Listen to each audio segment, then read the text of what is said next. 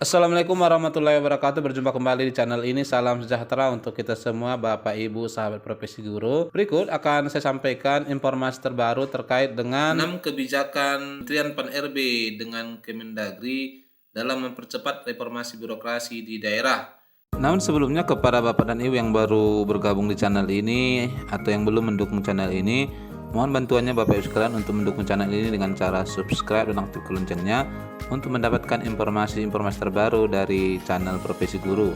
Di 16 Juni kemarin, Bapak Ibu sekalian, Kementerian Pan-RB dan Kemendagri berkolaborasi dalam percepatan reformasi birokrasi sampai layanan kepegawaian di daerah.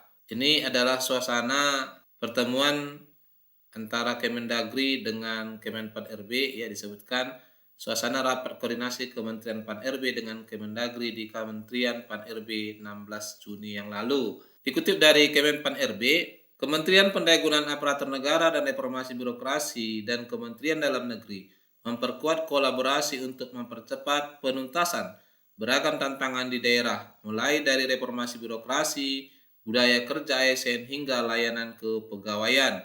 Disebutkan, saya dan Pak Mendagri sama-sama menaruh perhatian agar tantangan-tantangan yang ada di daerah terkait dua kementerian ini bisa cepat dicari solusinya.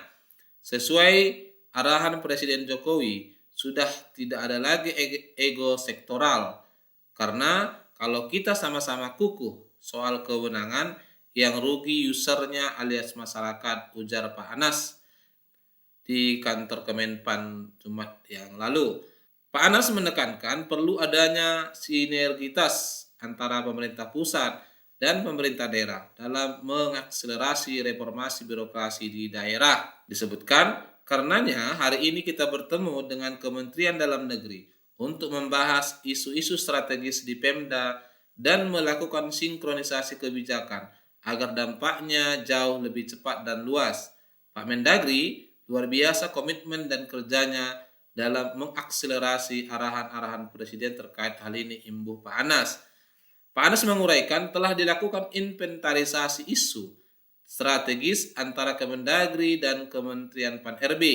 Yang pertama, dorongan implementasi reformasi birokrasi di daerah, di antaranya agar indikator indeks reformasi birokrasi bisa diperkuat penilaiannya dalam perhitungan tambahan penghasilan pegawai atau TPP Pemda, tuturnya. Jadi kalau kita perhatikan Bapak Ibu sekalian, sekarang perhatian Kemenpan ya sudah berlanjut ke daerah. Jadi di sini disebutkan di daerah sesuai dengan sosialisasi di tanggal 24 Mei yang lalu, ya, bahwa nanti kelas jabatan akan berlaku secara nasional, maka di sini Kemenpan sudah mendorong agar pemanfaatan indeks reformasi birokrasi juga dipergunakan dalam hal pemberian tunjangan kinerja di daerah atau yang sering kita sebut dengan tambahan penghasilan pegawai atau TPP Pemda. Ini tentu menjadi kabar baik Bapak Ibu sekalian, hal mana banyak daerah-daerah yang tidak memberikan tambahan penghasilan terutama kepada guru, ya, karena alasannya sudah mendapatkan TPG. Padahal kalau kita lihat baik itu TPP maupun TPG itu memiliki dua dasar yang berbeda. Sementara TPG itu sendiri, ya, kepada guru tidak ada jaminan akan selalu mendapatkannya walaupun memiliki serdik. Sebab apabila tidak valid info GTK-nya, maka Bapak Ibu yang bersangkutan tidak berhak mendapatkan tunjangan sertifikasi di semester tersebut. Ini tentu saja tidak adil Bapak Ibu sekalian, ya. Sementara untuk TPP ini jelas setiap bulannya akan diberikan. Bisa kita bayangkan apabila dalam tahun berjalan Bapak Ibu yang bersangkutan tidak mendapatkan TPG, maka tentu yang bersangkutan hanya mendapatkan gaji pokok seperti biasanya. Ini tentu menjadi suatu ketidakadilan yang terjadi. Dan tentunya harapan kita ke depan dengan adanya perhatian ke daerah ini, ya, semua daerah-daerah sudah mulai terutamanya ini di 2024 menerapkan pemberian TPP atau tukin daerah berdasarkan indikator indeks reformasi birokrasi, yang mana ini sudah pernah kita update nilai-nilainya Bapak Ibu sekalian. Lalu yang kedua disebutkan oleh Kemenpan terkait sistem informasi pemerintah daerah atau SIPD yang akan terus disempurnakan dalam rangka memperkuat kinerja Pemda. Jadi ini memang sudah menjadi suatu sistem informasi. Kalau kita perhatikan pemberian TBP, maka pengajuannya ya dilakukan melalui sistem ini. Lalu yang ketiga, sistem kerja. Jadi diharapkan nanti sistem kerja juga sudah mulai ditingkatkan Bapak Ibu sekalian, karena kuncinya memang pemberian TPP atau token itu ya berdasarkan capaian kinerja. Poin penting utama dalam hal ini tentu adalah capaian reformasi birokrasi daerah ya. Ini yang nanti yang membedakan tunjangan kinerja atau TPP yang diberikan. Selanjutnya keempat, disebutkan dukungan manajemen SDM ASN di daerah mulai dari reformasi terkait pelayanan dasar yang tidak diusulkan oleh Pemda, merapikan skema tambahan penghasilan pegawai atau TPP dalam RPP manajemen ASN, dan dukungan untuk mengonsolidasikan sumber daya dan anggaran pengembangan SDM, standar kompetensi jabatan, serta penyederhanaan layanan pindah instansi. Ya, jadi dengan adanya kebijakan merapikan tambahan penghasilan di daerah ini, tentu saja kalau kita bandingkan dengan video saya sebelumnya, untuk kelas menteri saja Bapak Ibu sekalian, tukinnya itu adalah 150 dari kelas jabatan 17 ya. Kalau kelas jabatan 17 di Perpres nomor 32 adalah 41 juta, maka kelas menteri itu besar tukinnya adalah 60 jutaan.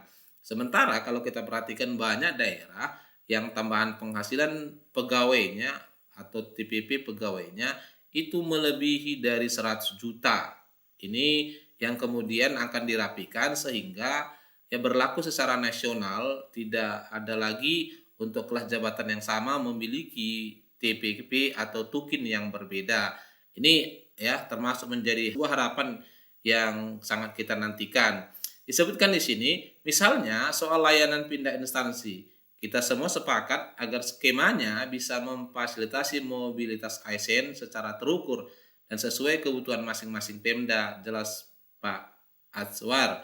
Nah ini kalau perpindahan ini memang untuk perkotaan sudah ada termuat di kerangka makro dan kebijakan pokok-pokok fiskal RAPBN 2024 akan ada nanti mutasi yang dilakukan sehingga nanti tidak ada lagi ya daerah-daerah yang belanja pegawainya melebihi dari 30% yang dipersyaratkan oleh pusat. Yang kelima disebutkan adalah percepatan penerapan MPP dan MPP digital.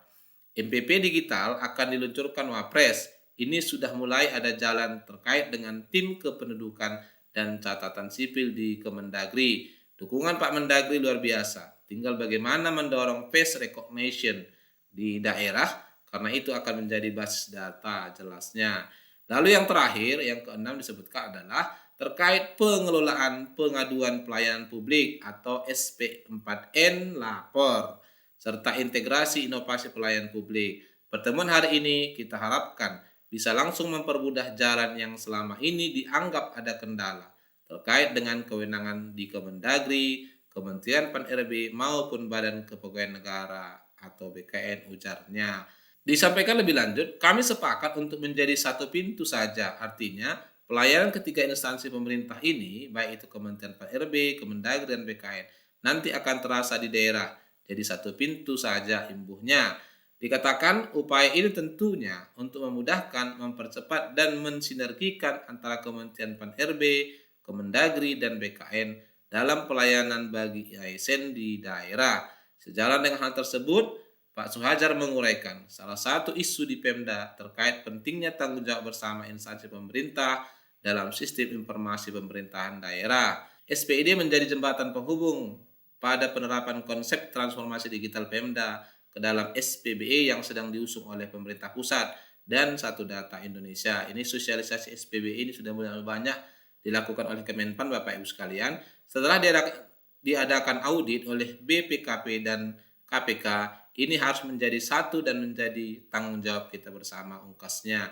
Nah inilah Bapak Ibu sekalian informasi terbaru yang bisa sampaikan, sehingga dengan adanya kebijakan ini maka penggunaan indeks kelas jabatan, pemberian TPP atau tukin di daerah mulai disesuaikan oleh Kemenpan.